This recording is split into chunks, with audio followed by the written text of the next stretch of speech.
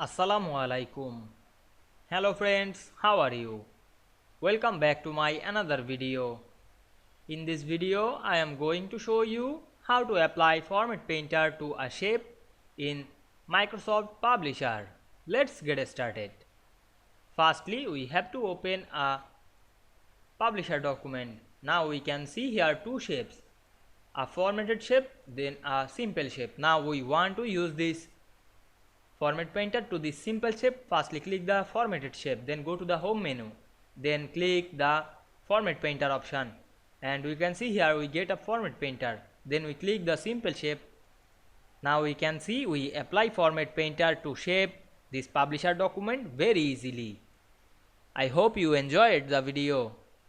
Please like, comment, share and subscribe my channel. Thanks for watching.